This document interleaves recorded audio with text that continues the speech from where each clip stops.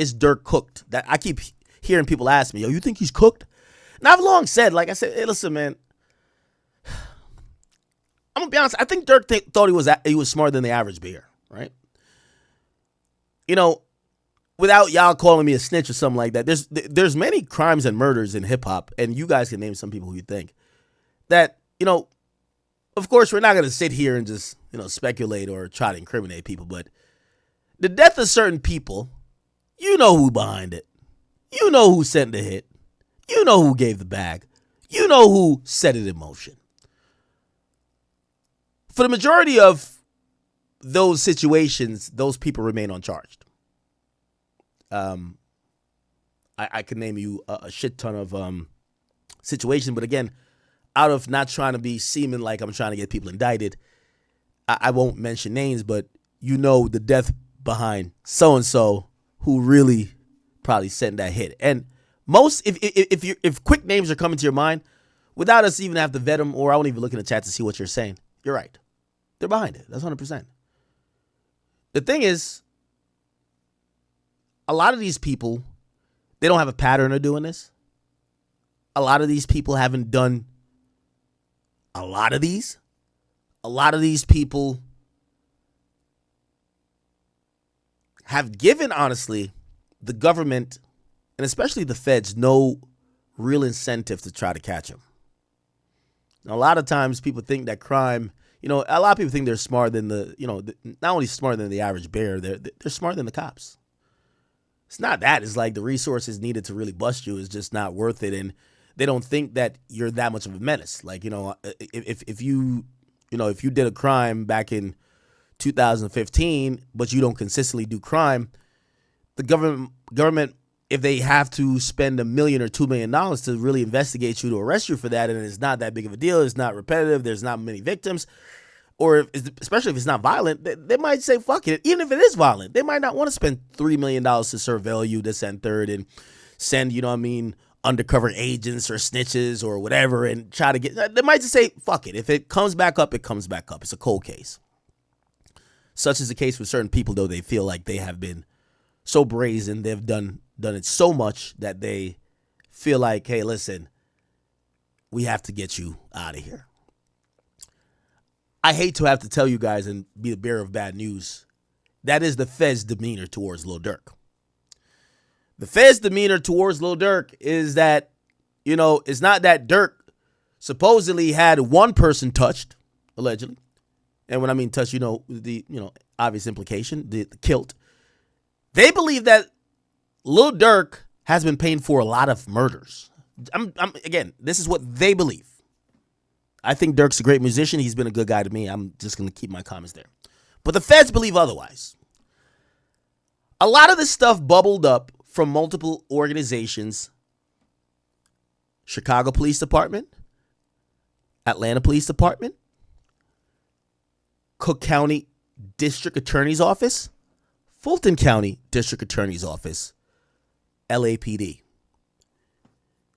When you have multiple cases where your name is constantly mentioned, at some point, if you guys ever seen The Wire, remember they were like, yo, who the fuck is Marlo? You ever watch, anybody ever watch The Wire? Anybody ever watch The Wire, chat?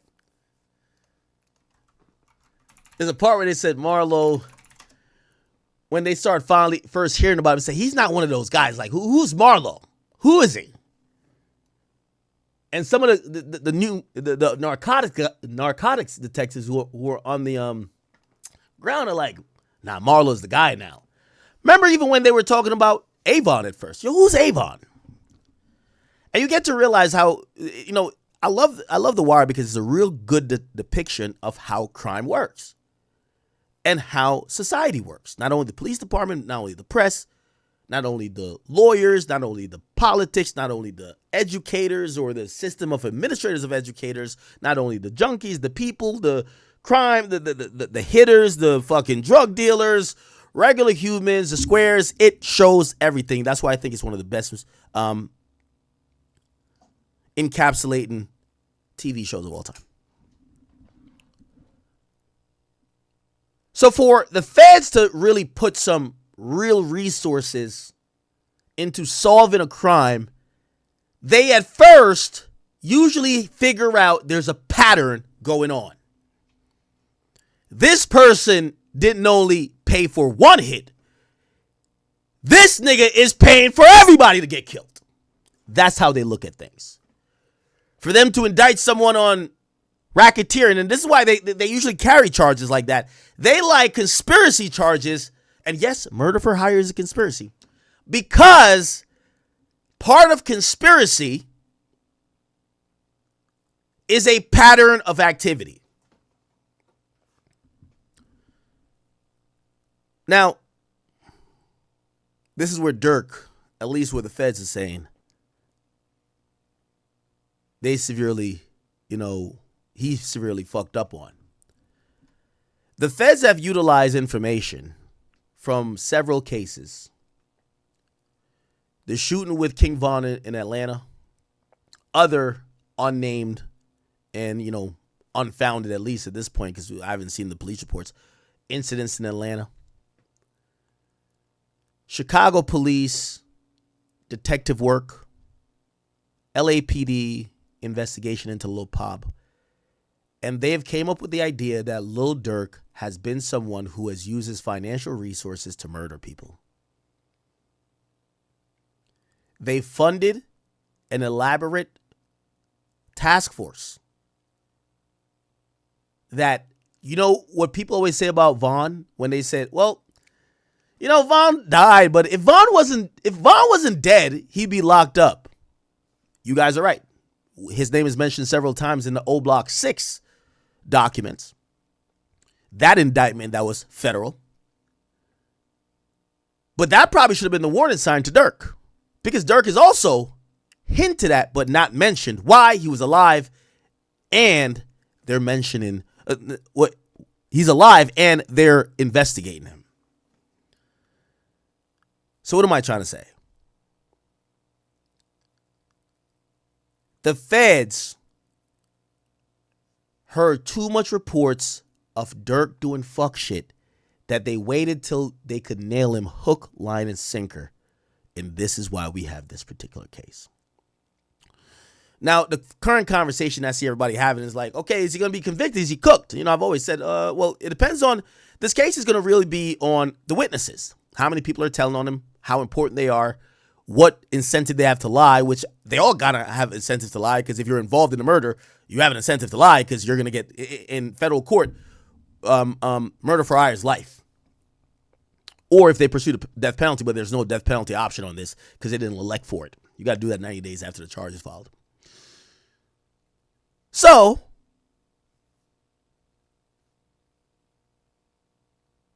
is he cooked? Well, again, my opinion is depending on how many people tell on him.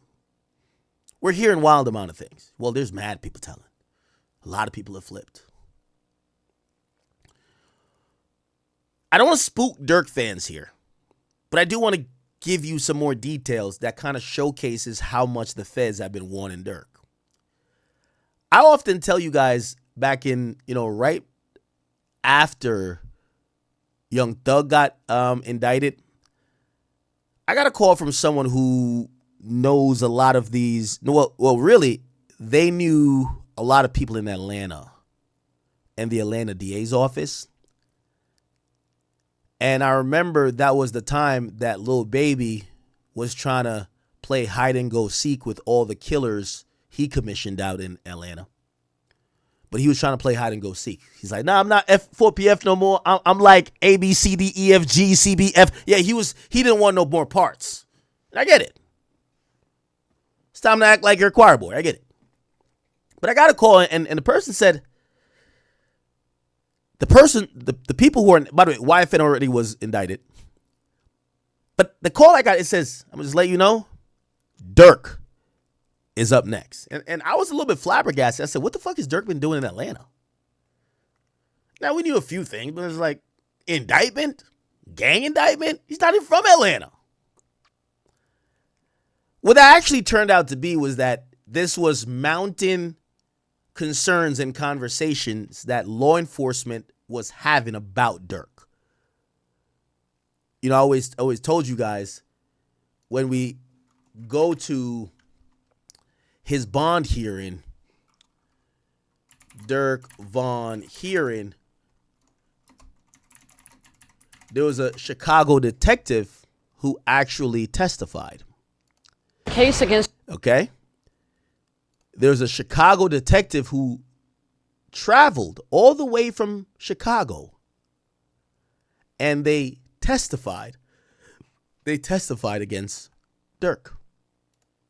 Now, to you, that might be like, okay, this was a detective. You might be like, all right, but who gives a fuck? I'm going to tell you why it matters.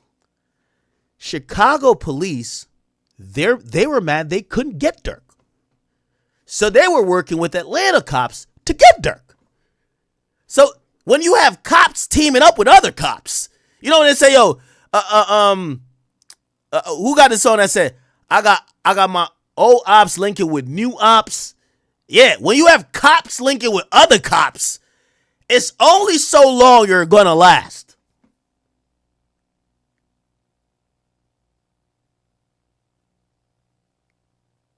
Okay? The fuck did y'all say in the chat? Hold on. So that was a problem. But then when usually there's joint investigations and detectives from different cities are talking, that's the perfect cases for the feds who got more resources.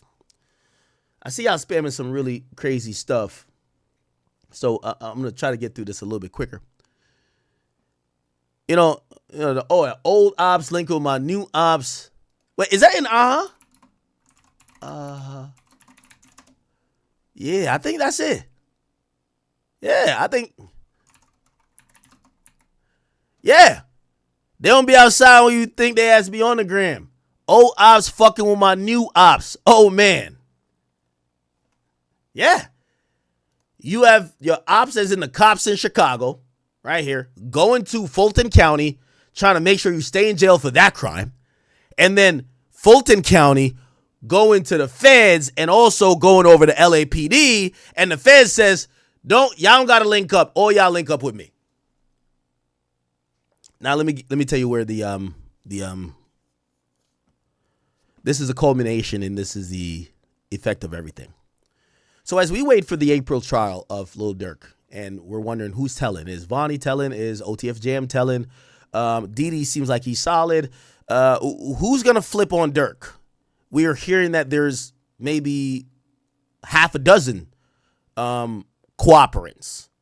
How close are they to Durk? Did they hear him say something? What could they really pin him to? That won't be revealed until trial comes. They have put a order of protection on that information. They have vaguely talked about it in documents.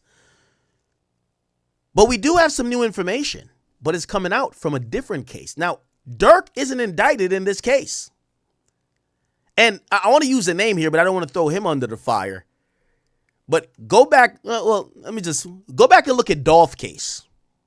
When you look at that Dolph case, it's really two people that they keep referring to, but they never name. We kind of figure out one of them because he dies, Big Jug. But there's somebody else they keep referring to. They never name. Remember I told you. The feds have now showed a little bit of their hand in this other separate case that Durk isn't charged in. This is not snitching or nothing, because anyone with a brain could figure out they're talking about Durk. Now, Durk isn't charged in this. And I would imagine they're not going to charge him because they already got him charged for some other shit in LA. But the fact that they're not lumping this in, I think they got Durk hook, line, and sinker. Now, remember back in Chicago, Durk's brother, D-Thing, got killed at Club O. It's a club named Club O. His brother went there, and the story goes that he was shot in the head near the entrance. Okay? Apparently, it's been abandoned. It's been abandoned. Police have not really responded, or even, they've not treated that club well after they realized violence have always been there.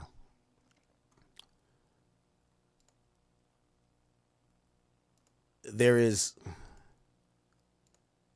is Lil Durk's brother, and hopefully hopefully we don't see any gory stuff, but Club OD thing. That's where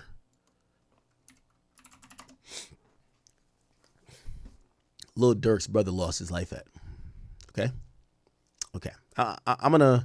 There was the viral video of somebody walking up to it the day after, which was, I think this is a little bit spooky. The club was closed, but you saw blood on the ground. We won't show that, but this is a club. Apparently, somewhere in between this entrance and a little bit in there, some people feel like he was around here. He got shot in the head. He died. In the following days, there was numerous shootings reported, but there was several people who died. Notoriously, one person whose name is Stephon Mack. We later saw the feds charge 2 people with his murder. One, and Anthony Montgomery, okay, who is AJ. Supposedly that's his hood name. AJ from Mike City or something like that. And then Preston Powell. They both got charged. The idea that the feds, and by the way, this is not local police. Usually we know Chicago police, they can't solve nothing. They can't prove a fucking thing. And this is what I'm saying. I think Durk had to realize, bro, these cops wanted you for a long time. I think these guys get caught because the cops wanted Durk, but they still haven't charged Durk. So they charged these guys.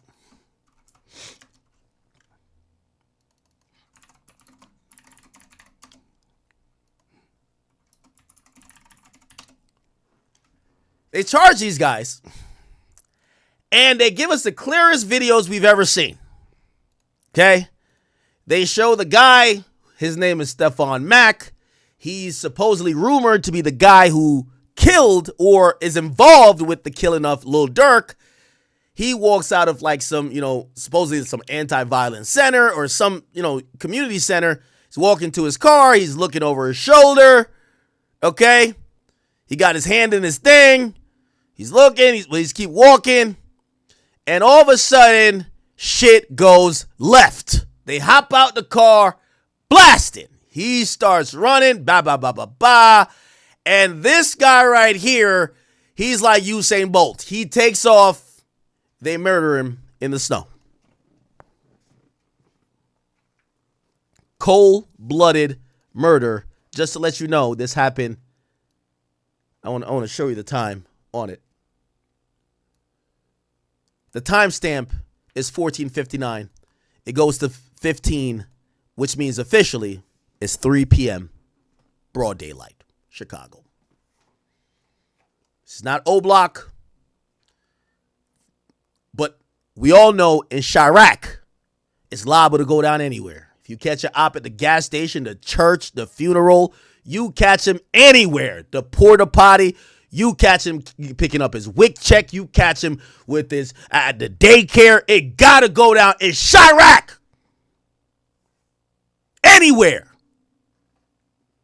On camera, off camera, don't matter. Rest in peace to Stephon Mack. He lost his life on his fateful day.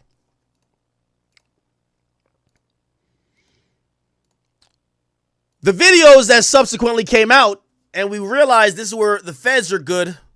And we've never seen this, honestly, when it comes to like local authorities. That's what we got to wonder what the fuck they're doing. They not only had the clear 4K footage where he's coming out and people start shooting at him, they have other footages of people running from the scene. There's a guy who ran from the scene because what happens, if you guys don't know, remember the guy, right? Remember, he's running from the bullets. We have the Chirac Noah Lyles. He's chasing him with a fucking, like, what is that, Drake? Oh, he's chasing him with some fucking, cut off rifle or some shit. or mini whatever. And, his 40 time is immaculate. But big boy right here, he's on Call of Duty thing. He's trying to cover the scene. So he shoots back on other people who are hearing shots in the establishment and walking out. Eventually, big boy realizes, okay, well, I'm not the driver. I don't know if you got the keys. Hey, let me just get out of here too, in case a bunch of niggas in the spot come out and try to murder me. He hits the corner. When we look at it, we see big boy. He's running.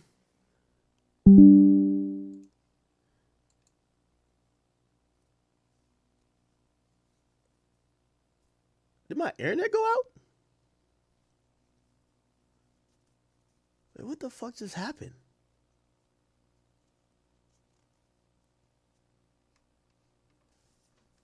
What's going on right now? That was odd. That was odd, chat. I think the Mossad is on to me. I think Jay-Z might have some people. What is going on?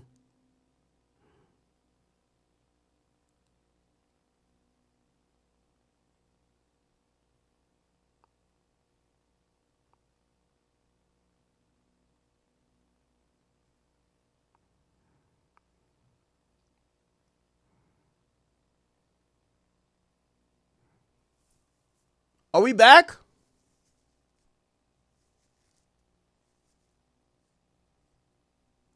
Are we back?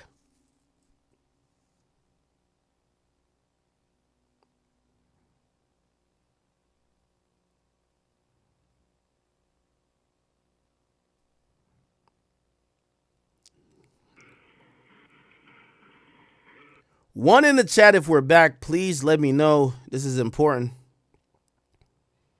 I was in the middle of telling a story. It's an elaborate story. I know for some of y'all be like, why can't you get to the point? Well, I kind of try to treat every video as if you didn't watch the last part. Okay? Kind of, yeah, that's the best way for me to, do a lot of these topics. Because I hate clicking on a YouTube channel.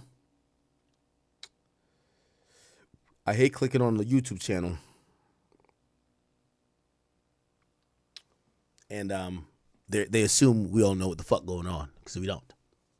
Okay. So yeah, homeboy, but he actually looks like Big Ack cutting that corner with a Drake OVO McDonald's meal down the road. Let's get to it, brother. Let's get to it. Yes. Oh yeah. Let's get to it. Let's get to it, man. Let's get to it. Now, there's a reason I'm playing all this. I promise you. Now, everybody knows the fat man's plight. After about 20 seconds of running, your ass is gassed. Okay? So the sprint turns into a light jog, which turns into a walk, and probably a... We all know. Okay? Before he clears the frame, he's like, all right, man. Okay. Now, the other guy, little Noah Lyles over here, who's chasing Stephon Mack. Okay? We're going to see him chase him. This is him right here. He's going to chase him over here. And I'm not going to lie. Probably not the best route he's ran in his life. Rest in peace. Not going to lie. Why? If someone's shooting at you, I think you want to run between cars. You want to stop. No, again, I'm no expert. But running into open space that it could shoot you like a duck or like a deer. I get it. Chirac niggas don't got the best aim, but shit. Don't just run in open space. Kind of run behind a house, do something. Drop behind. Okay, I'm not saying it is what it is. It is what it is. Rest in peace. He eventually collapses. You're going to see here. And at that point, you know, this guy, he's just standing up. He's, you know, you'll realize he doesn't get past this tree line. And he walks up, he runs up. And if it was unclear, oh, never mind. The guy's still going. Never mind. Oh, he's doing the no allows right here. If you don't realize, he eventually kills him. He's down there. Okay. Now, there's more information and more details that I must show you. And I am getting somewhere, so please just have the patience with me.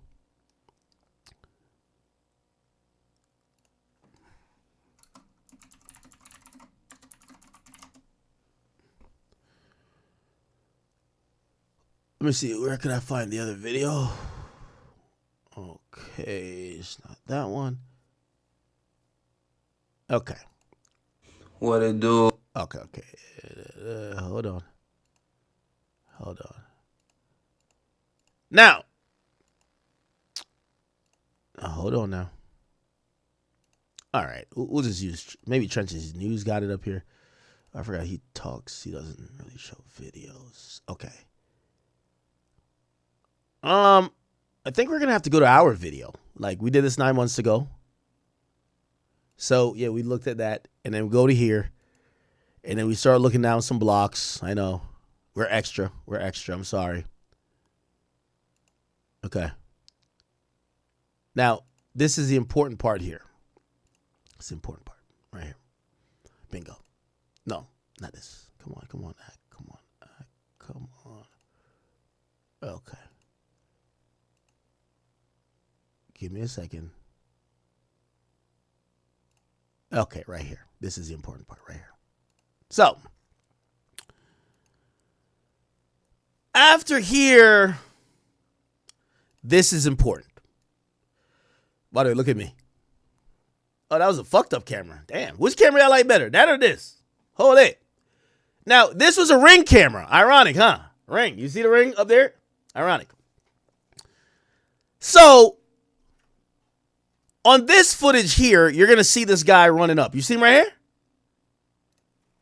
On the Ring camera, not only is he captured running up, and he could be tracked from the scene as one of the shooters, he's actually captured shouting and screaming out the name of his accomplice. Yes.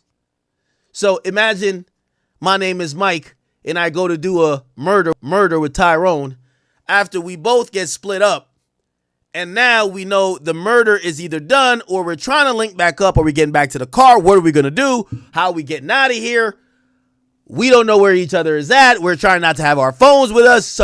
There's a phone left in the car. They start shouting each other's names. Yes. The guy is captured on video shouting his co-defendant's name. Yeah, that's the guy with the long gun.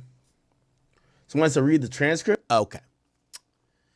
So he's caught on camera shouting the person's name. There's in the transcript.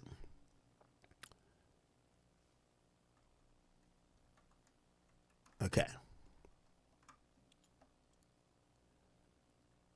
We don't got to really get to the transcript. Okay. But here's the interesting part. And this right here, which we talked about 9 months ago, is now coming to life. But let me help explain it to you in what it means. So these guys do the murder.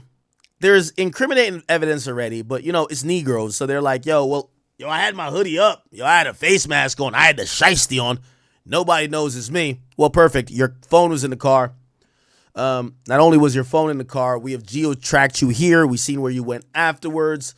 We've tracked the car. We kind of got you already, but we want to figure out what's up. So the guy named Montgomery Wilson, and let me put up his Anthony Montgomery Wilson. Let's put him up. Let's see. Is he the fat guy or the skinny guy? Oh, he's Noah Lyles. My bad. It's Noah Lyles. Is he Noah Lyles? We got to make sure we know which one he is.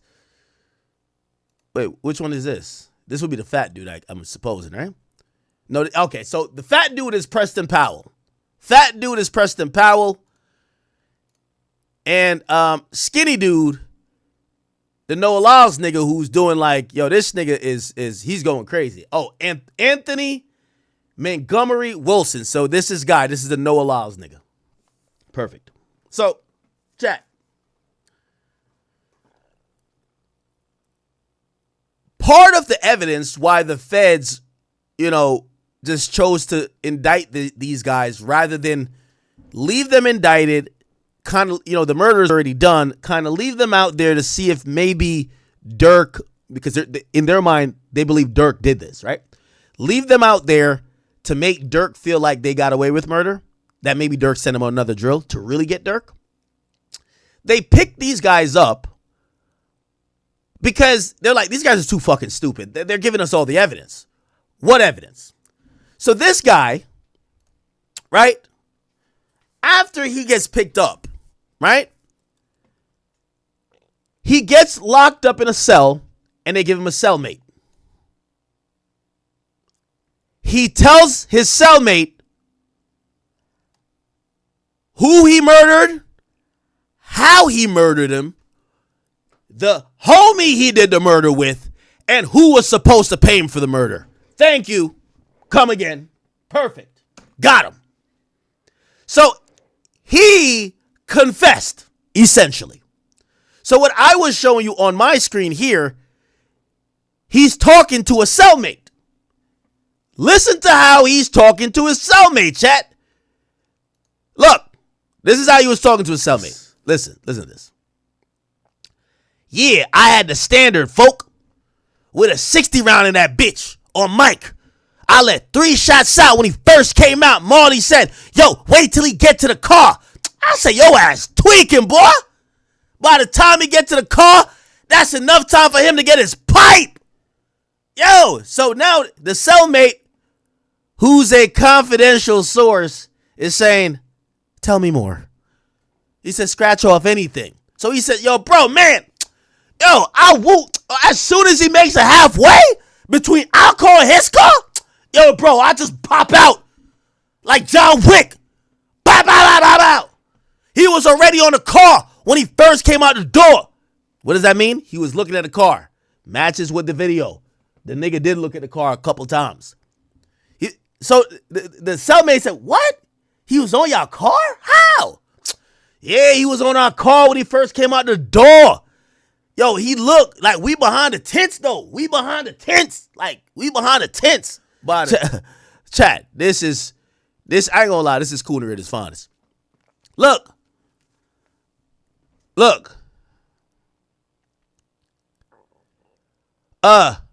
They tells man there's armed security. An armed security guard. I'm cool. On Mike. I tell Marley, nigga, you ain't got my, it said what? It said, you ain't gotta do shit, my nigga. Just keep that security guard off us? Nigga, on my dead niece. Yo, you don't gotta do shit, nigga. Just make sure that security guard stay in its place. So the guy who ran after him, he told the other guy the job. Your job is to keep the security guard that we know is in there off of me while I'm murdering him. Keep an eye on the security, nigga. Yo, we pulled up on Mike, man. We waited right there like 20 minutes. Like, nigga, I'm on FaceTime with Lil what? Office, nigga. Okay, damn. I'm like a great streamer, huh? Look, I was reading it just like that before. With Lil who? Who are they on? Okay, I'm on FaceTime with Lil something. Is that Fred? And they said, keep us on FaceTime. I want to hear the shots. I want to hear this shit. Man, the nigga ain't even supposed to make it that far, nigga. So I guess he's describing to something like, man, that nigga was supposed to run that far, man. We supposed to murder that nigga. Only reason he made that far, folk, is because I had that big-ass gun. And I couldn't really, like, hawk him down like that, you know? I really don't want to be trying to shoot no nigga from no distance. I missed to walk him down. Congratulations, you fucking idiot. This is now in your paperwork. So, his statements to his cellmate is being used against him. Chad. I've seen him do it. Yo, Chad. I've seen him do it. Chad. I've seen him do it. Yo, Chad. I've seen him do it. What? Yo, Chad. Man, I fell down to my knees when the law came. Now, that's what we knew back then. This was 9 months ago I did this video. I want to show you. I did this video 9 months ago. Okay? 9 months ago. Well, every good story needs a sequel, and every good movie needs a sequel. Here's the new information that we've now found out. So in August 2025, a few things happened, and this is where we go back to the academy.blog, because it tells us a lot more about Durk, and it tells us what they think about Durk. Okay. Wait, why can't I, wait, hold on, what? Am I not logged in to my own site? Okay, let me log in real quick. Damn, I got to log into my own site, man. Man, I fell onto my knees when the law came. All right. Here we go. My bad, chat. My bad. Okay, here we go. I apologize. Wait, is it not happening? Okay, here we go. Perfect. So let me read the headline. It's an exclusive. The government reveals in paperwork of one of what they claim is Durk's shooters, he accidentally snitched on not only Durk, but he snitched on the other nigga he went on a drill with. How? He's locked up and he wants to tell niggas how much he's a killer. So he tells his cellmate how he killed the two niggas, or killed the one nigga. And his cellmate is a confidential source. What does that mean? Either the cellmate offered the information he told him for a lighter sentence, or the cellmate was already a source working with the government and was probably, you know, when they arrest someone, they put him as the new guy in your cell to see if you go run your mouth. Regardless, even if he wasn't working with the feds prior, based on the details and how detailed AJ Montgomery was with his depiction of the murder, it matched it to a very T. The other guy is trying to keep the security guard off.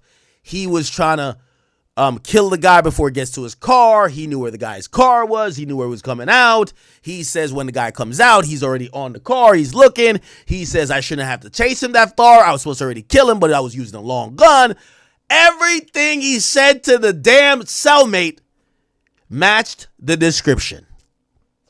So what happens is two things, okay? First and foremost, back in April, no, not April. First and foremost, back in August 15, 2025, there was a decision made by the courts. So the judge actually sided with the fat dude, Preston Powell. I got to make sure you guys can see. So this is a skinny dude, and where's the fat dude? This is the fat dude, right? So remember, he's supposed to keep the security guards off, and this is the Noah Lyles nigga who's chasing him down. He basically admits that I'm the guy who's telling people what to do. Right? Now, they do a motion, and here's the thing. Because this case, right? This case is, and I got to show you what they're charged with, right? Anthony Montgomery. They're charged in murder for hire. Okay? Now, I've explained what murder for hire is. It carries the same penalties, if not stricter, as just flat out murder. There's not necessarily a degree to murder for hire, even though there is certain variations of it. It's the only thing that usually matters is if the person dies or if they didn't die. If the person dies, you'll never get out of jail, no matter what. If the person didn't die, there is some wiggle room. If the person died, you also could get sentenced to death. Very different from murder that has several degrees. Very different from manslaughter, which is a particular part of homicide that you could probably get out in 15 years.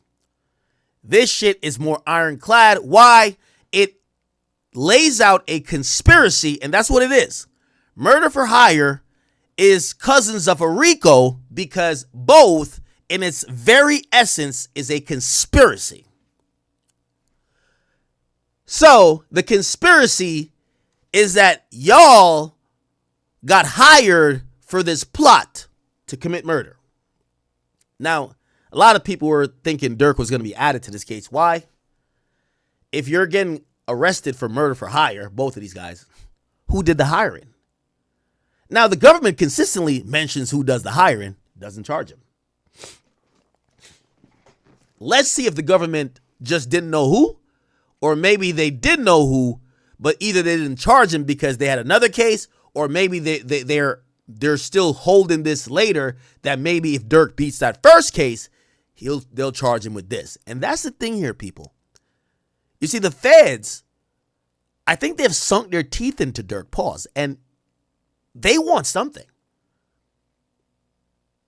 They're clearly outlining that they feel he's been involved in other crimes, even if they didn't charge him. And I would imagine if they feel he's going to beat this case, they will link up and offer deals to these other guys and ancillary people for this other unrelated case he's not charged with to get him there. I think they want at least 15 or 20 years out of Durk's life. And for the Durk fans, that is not good. I'm going to be honest. They seem to have some incentive. Okay? And this is not like a YoungBoy situation. Let me give a little parallel to YoungBoy. I think the feds were salty that YoungBoy beat the gun charge.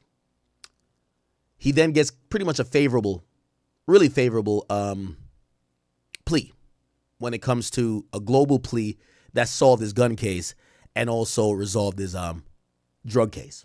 Okay? When the feds get embarrassed like that, they're going to still watch you and wait for you to fuck up. The thing is, with YB, Trump pardoned him. And when Trump pardons you, not only is the DOJ going to fall back, but everything they may have had against you, it feels like they have to start over again because you're pardoned. They can't use those prior things against you. So you have it's like a new life, damn near almost.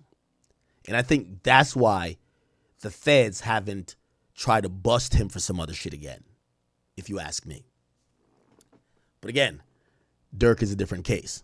I haven't seen someone get pardoned for a particular murder for hire, right? Anyway. So here's the new details. So back on August 15th,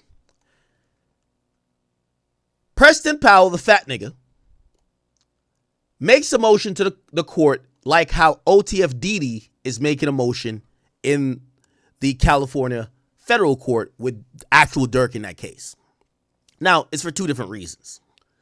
Didi is trying to make a motion for severing, and that's the motion, which means I know you're trying to say we're all co-conspirators, but the proof isn't there of us being co-conspirators. I want to have my case without a co-defendant. Now, let me just Durk's case and why that's been done. I think Durk wants Didi severed too, and Didi wants to be severed. Why? If you take Didi out of Didi as a separate case, the case that the government has will look fractured, and that fractured case will most likely look to a juror that the government is making a leap in trying to assume that Durk is connected to these guys dying. Why? Most of the government's case is really hinged on Durk not communicating with the shooters, but communicating with the middleman, which they believe is Didi. So if Durk and Didi ain't co-defendants and they can't use Durk against Didi or Didi against Durk, it helps both Durk and Didi. Now, granted, I don't think they're going to be severed. However, in the case of this fat nigga, Preston, and Noah Lyles, a.k.a. Anthony Montgomery, AJ from Mike City, they did sever the cases. I'm going to tell you why. So on August 15th, 2025, it is ruled by the judge okay, that according to the federal rule of criminal procedure, it is unfair and prejudice to the fat dude to allow him to be tried jointly with a co-defendant without the opportunity to cross-examine him, okay? Essentially,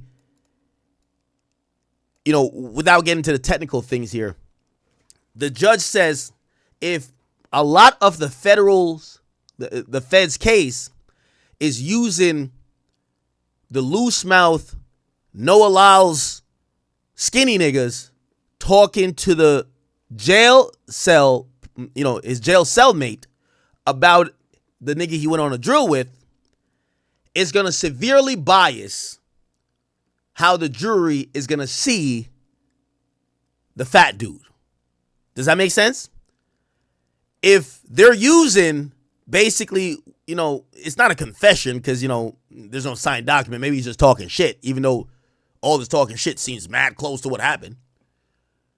If they want to use that against him, and they are going to use it against the skinny dude, but because it implicates the fat dude, it doesn't make it fair that he has no control over it, and that the skinny dude who was running his mouth, whether he was telling the truth or not, he said things that implicates him.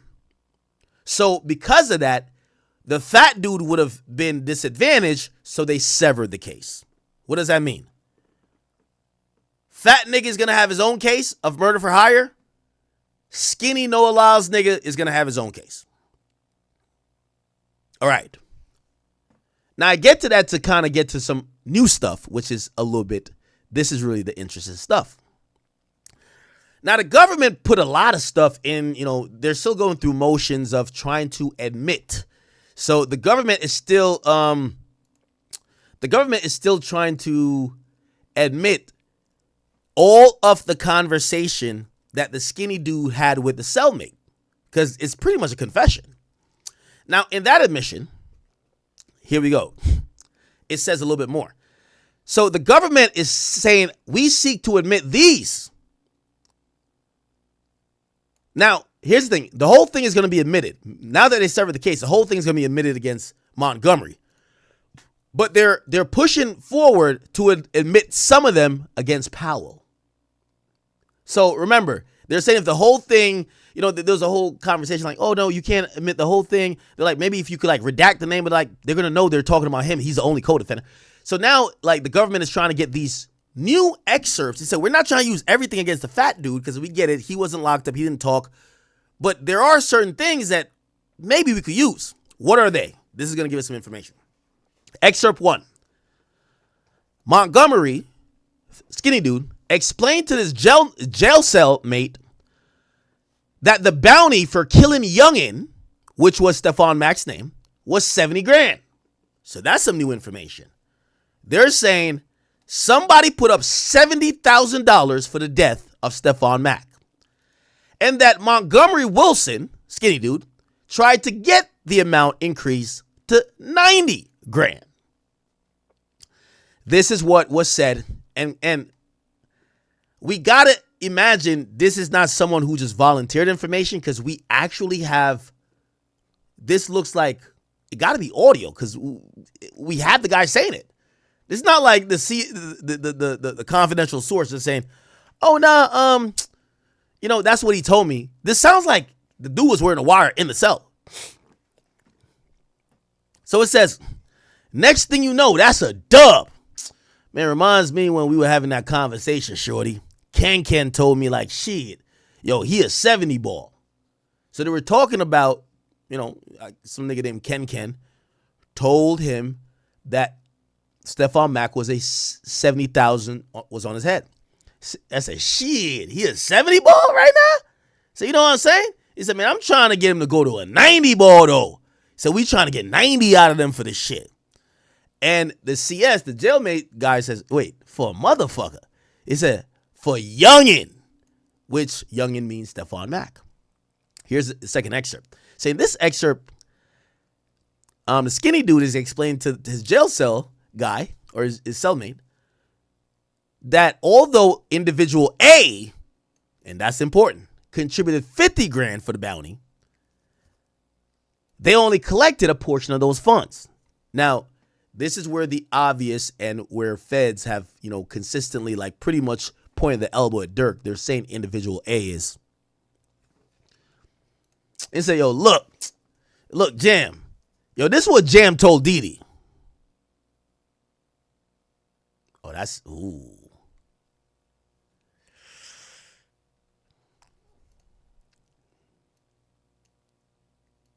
Wait, you're not talking about OTF Jam, is he? He said, look, Jam, this is what Jam told. If it says Jam told Didi, ooh. Now, what they're doing again, they're putting Didi again as the middleman. It says, he told Bondo, like Bug, he say, man, so-and-so gave up 50. Shorty, he only paid me a dub. So that's 30 missing.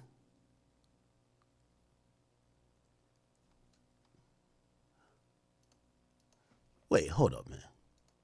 Yo, some of this shit is like unbelievable. Don't somebody got a lyric that says, pay me a dub, walk inside the club?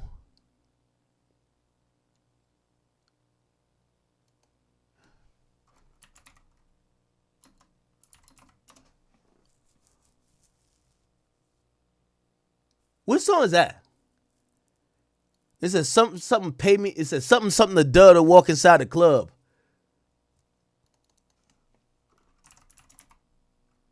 Back in Blood?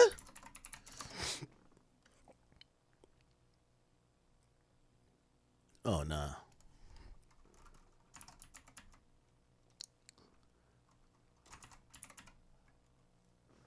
Oh, my God.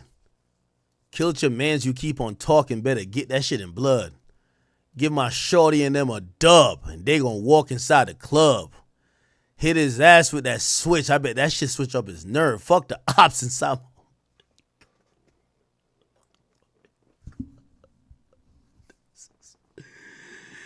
Yo, this is crazy, Chad. Give my shorty and them a dub. And the niggas in jail saying, yo, he only paid me a dub. Oh, my God.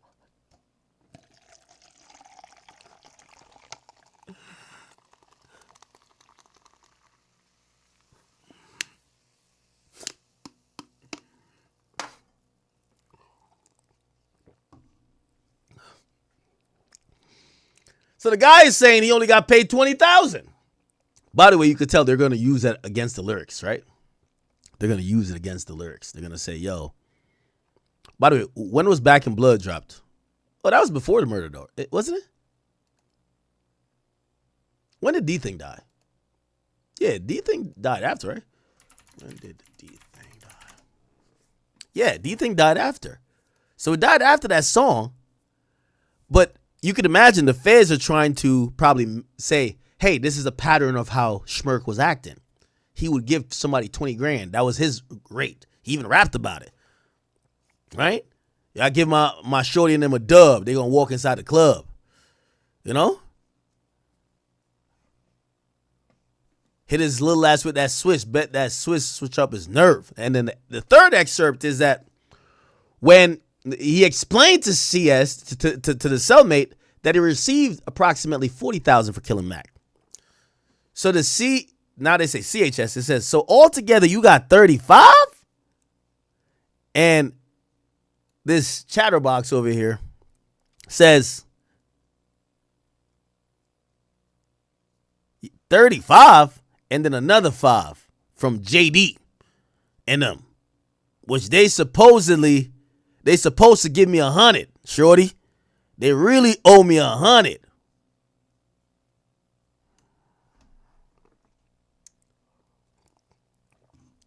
If Dame was here, man, Dame would say this is some chatty patty shit, man. You're spelling out the murder and the payments to your cellmate. This is crazy. This is crazy. Okay. It said these are 3 limited exceptions. And usually when the government goes in like this is because they're saying, we're not going to just broadly use stuff. We want to use really directed stuff. So the statements were clearly against his own interest. So they're saying that these statements don't help because, Preston Powell, the fat dude, his lawyer's going to be like, yo, bro, that nigga's locked up. He'll say anything. What the fuck? What did that guy do with me? Remember the cases are severed. Now, the government's going to say, well, this guy was saying stuff against himself. That's how you know he was telling the truth, right? Now, beyond that, here we go. So they're saying that it's going to help with motive, this and third. Now, this is important. They said, moreover, skinny nigga's statements about committing murder to collect a payment from individual A and his associates are supported by corroborating circumstances that clearly indicate its trustworthiness after considering the totality of circumstances under which it was made and the evidence that supports or undermines it. First of all, Wilson's, that's Didi, text messages with Powell about collecting payment from individual A. Oh my God. So it looked like they texted on that day about payment. And also Montgomery's presence at individuals A's podcast in Chicago on February 22nd, 2022. And then the Facebook story that was uploaded to his Facebook account depicting them counting money while individuals A song played in the background. So they're basically saying they got proof that the money was paid because that's part of it. Murder for hire. Where was the funds? That's why in Durk's case now with the Lil Pob, they're trying to say that money does not only mean currency and cash. It means maybe a feature. It means a opportunity for your career. And those things are basically transactional, which basically is money. It's currency. Here's the irony about it. When you go to YouTube,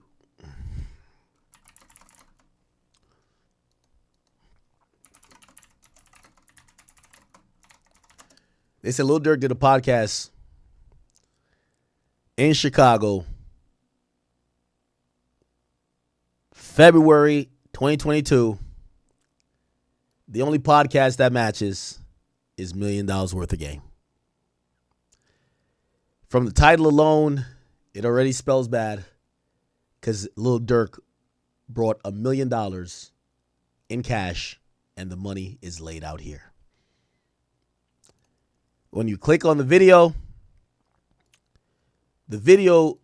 podcast was published March 10th, 2022. And I don't know if there's any other visual things that let it be known that it was recorded on that day. But what also is added is that the 3 excerpt, listen, they're saying the motive for killing him, blah, blah, Hold on. So the government bears the burden of proving the for hire element. And they want the jury to understand how the text message is important. It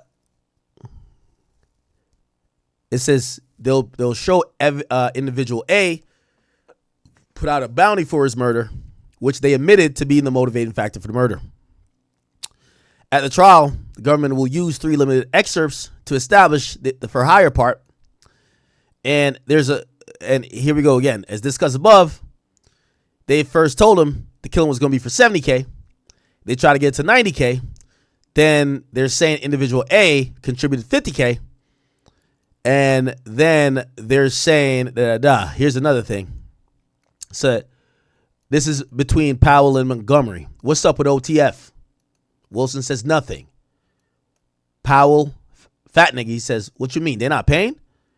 Montgomery says, we waiting until he come here on the 17th. Keep in mind, according to the feds, the podcast was on the 17th. So the idea that the feds have in that case is that Lil Durk showed up with $1 million to the trenches, not only to show on camera for an interview with Gillian Wallow, but for the murderers that did murder for him. Yo, here's your payment. Here's your payment. Here's your payment. Thank you for killing that nigga. That's what they're alleging. Spooky. Very spooky. On February 17th, they were in Chicago conducting an interview. That day, they're saying Montgomery Wilson attended. That's interesting. If you ever watch this podcast, there's a lot of individuals in the background. A lot.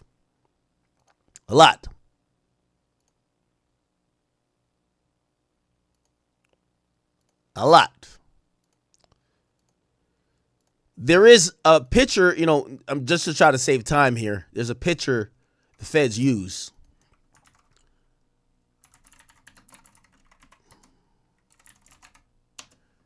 There's a picture that they show that he was there. Or it might be on Reddit.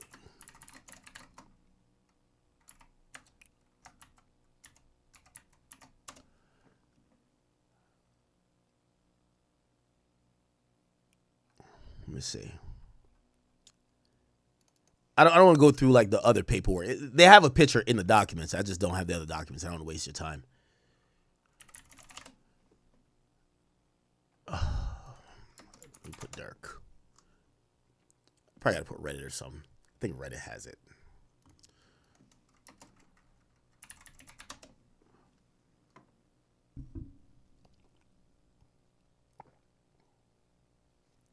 Here we go.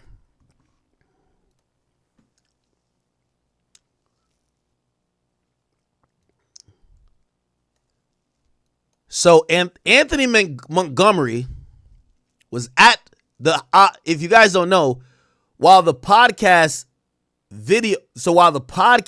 was shot, there was a couple things that was shot too. Aha was shot the same time when he's in Chicago, right? Let me see if I can find a behind the scenes of Aha. BTS Aha. Behind the scenes, I'm trying to see.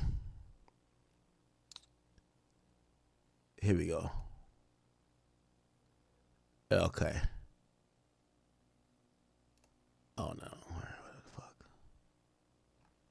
Okay. I mean, we can just play the actual, video on mute. But it's supposedly shot in the same place. Again, you can see the chandelier. You go to the podcast episode, you'll eventually, at some point, see the chandelier. When they and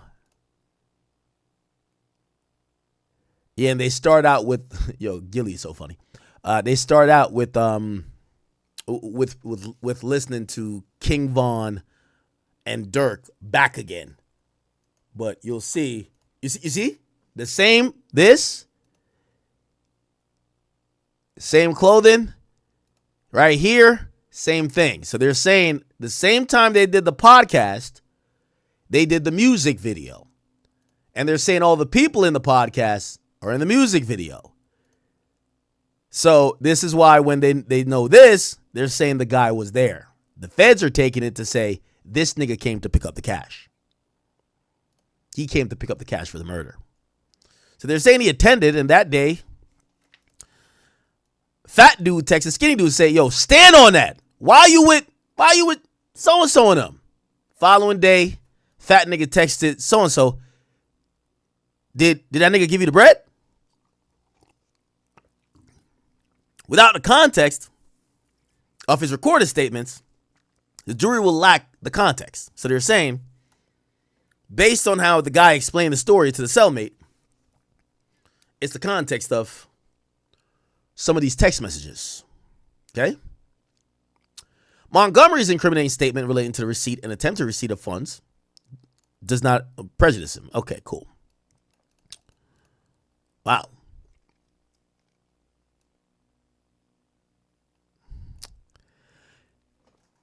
You know what the craziest part of this is, chat? I want to show you the craziest part of this entire thing. Where is it at? Show transcript.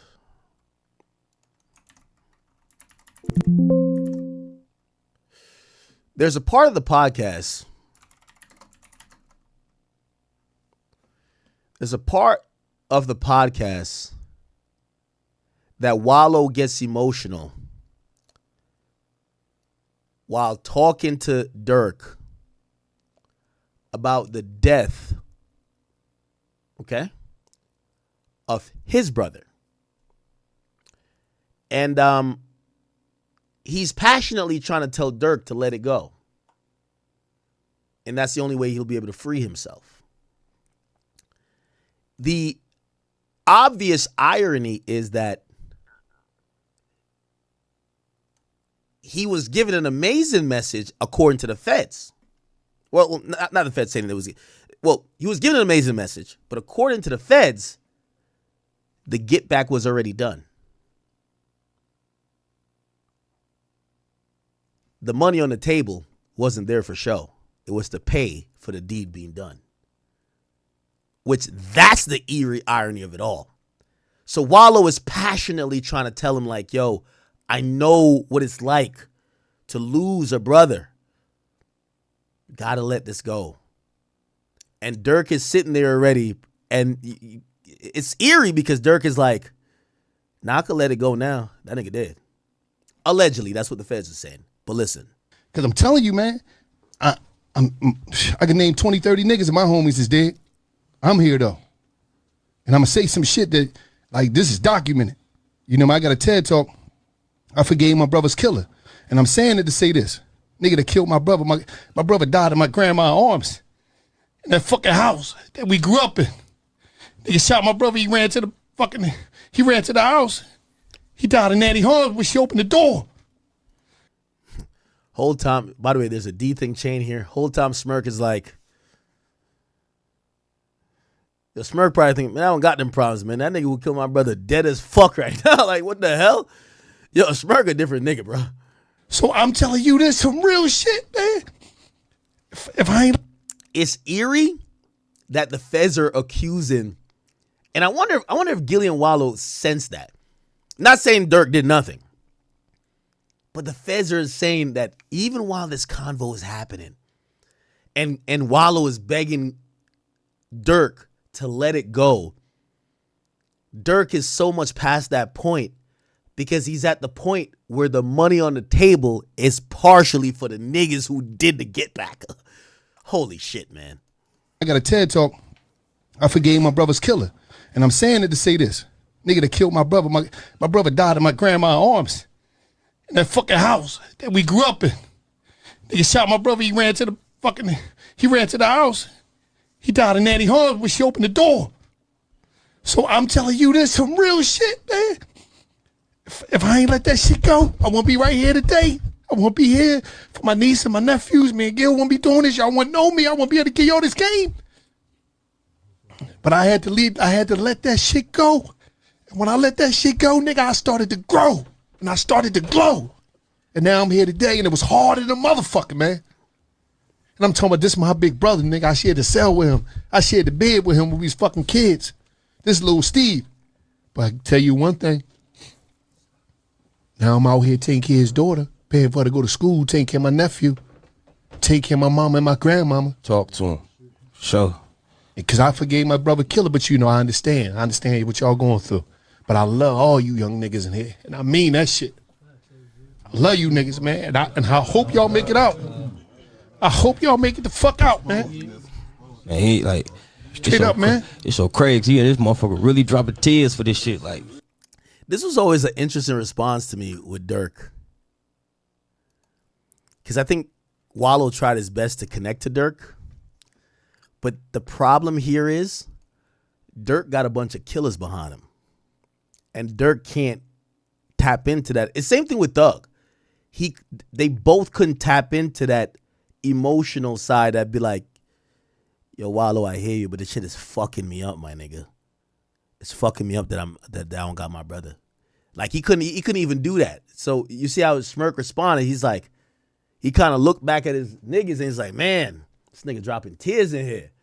You know, rather than actually be vulnerable enough to kind of like lean into that moment, he got to remember, he got stone cold killers behind him.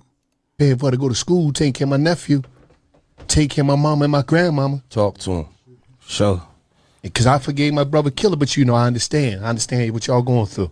But I love all you young niggas in here. And I mean that shit. I love you niggas, man. And I hope y'all make it out. I hope y'all make it the fuck out, man. Man, he like Straight up, man. It's so crazy. Yeah, this motherfucker really dropping tears for this shit. Like, shit for real. Like, I love being around the young niggas because, like, you don't understand. Y'all niggas got so much life. And y'all probably don't understand because y'all young. But this system and the way this structure is so scared of y'all because they saying if these niggas ever turn that light cut on in their head, we in trouble because they the most fearless motherfuckers that ever walked the planet Earth. These young black brothers in the ghetto don't fear nothing. So when you switch that shit and you do an energy transfer, oh, it's over. Y'all nigga ever wake up, it's over, man. Watch. I'm telling you, niggas gonna wake up. It's gonna happen. And see, for Wallow, right? He always talked to me and he like, cuz you just don't understand how many young niggas I used to see come through that motherfucking jail, man. Young niggas who was just full of life, just now them niggas in there facing that motherfucking homicide, and now them niggas they be done. Them niggas just all of life done left them niggas. Them niggas come from that courtroom. Them niggas done got that 111 years. This is one of the most spookiest things in terms of a podcast, one of the most spookiest things ever, bro. Niggas be done, cuz, you know what I'm saying? So that's why we base our whole platform around the young niggas. We don't give a fuck. You know, if we get an old nigga, it's because he a legend. And he got game to give, which has got his attention, motivation, and education. But our platform is the only platform that's based around the young. Yeah. You went viral when you broke into tears telling Lil Durk not to retaliate in King Von's death. You know, it was so emotional because Durk, he said, I need you to come here, right? He said, we could do it in Miami, whatever, but I need you to come here because I need you to talk to these. That's what he told me. Mm-hmm. He said, I need you to talk to him, Wallow. I need you to talk to him. I said, all right, I got him. And when I get there, I didn't know it was going to be that many. It was like 100 of them. We in the basement in Chicago. It's 100 of them. And them niggas, they ready to ride? Yeah, no, they're killers. Was there, you know. Okay, they wanted to hear what you wanted to say. No, it wasn't even that. They didn't even know why they was there. Durk was like, we gonna do it in the hood. Okay. I want you to holler at them, boom, boom, boom. So I'm like, I got you. When I got there, I'm like, he like, man, listen, I need you to holler at him. It just so happened that when I'm talking to him, I understand, because I'm talking to a couple of them on the side, and I understand that nothing is more important in the ghetto than revenge. Revenge is king. Yes. Closest thing to God. Because the black man is willing to die about his ego. The ego killed more black men than any other disease. Nothing killed black men more than the ego. That ego of, you hit me, Shannon, people saw that I can't let you go. You got to die about this shit. And my mama raised me, so I grew up soft. I ain't had no structure of no father there, so I'm just emotional. So when I'm in there, I'm telling them, it was emotional for me because I'm letting them know, the man that killed my brother, I forgave him. Am I a coward? Am I a punk? Well, I don't know what that shit mean. But I knew that forgiving him mean that I was willing to live for my brother in an environment where we celebrate dying for somebody. I said, no, I'm going to live for my brother, my grandma, my brother, kids, my mama. I'm going to live for them because don't nobody talk about that. But I know that, I'm going to just be straight up. I know that I'm not built to die right now because I know it's more things that I got to do, and I know I got a responsibility. That was my older brother. You think what I'm saying? So It's like, I got to step up. I'm like, no, I'm not coming back. She said, I need you to take me here.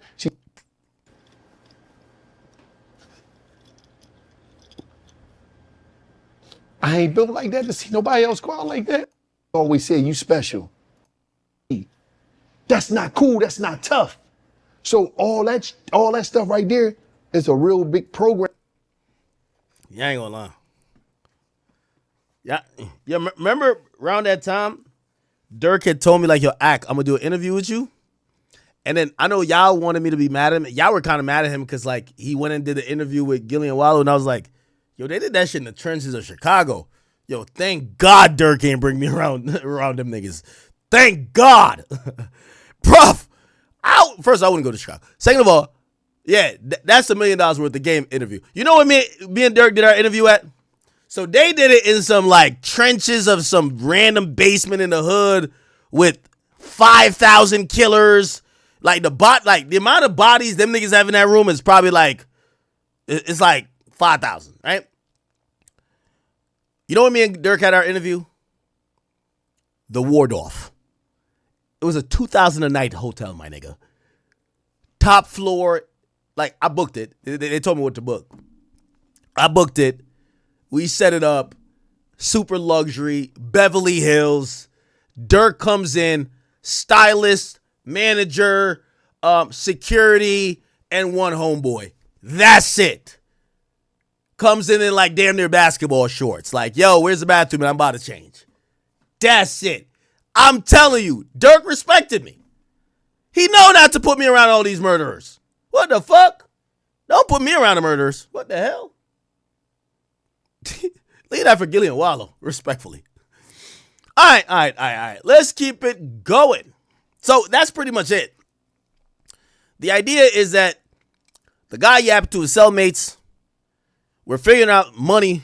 They're saying that it was $70K on the dude's head who killed supposedly D-Thing. They wanted to be 100. They initially we're told that 50K was coming from individual A. Then they're saying that they collected like 35. It's really convoluted. Obviously, they got picked up before. Okay. All right. Let's get to some other stuff. Let's try to get through the next topic like pretty quick. So, NBA YoungBoy has 12 kids and he has 2 more on the way. I ain't gonna lie, gang. YB, he's making his own team. You feel me? 12 kids, probably like 10 BMs, 11 BMs. Like, that's what he's supposed to do. Like, Malu Trevejo said that she was pregnant at one point. Another girl said that she was pregnant. Like, YB is disciplining a baby and all these women, bro. And I will never forget the interview. He said that he doesn't really care about being a father. He just likes to, you feel me? Yeah. But let me know how you guys feel about all of this. Do you think NBA YoungBoy will pass 20 kids by the end of 2025? Or will he do it in 2026? Because we know he's about to have like 4 or 5 kids a year minimum. So we will see.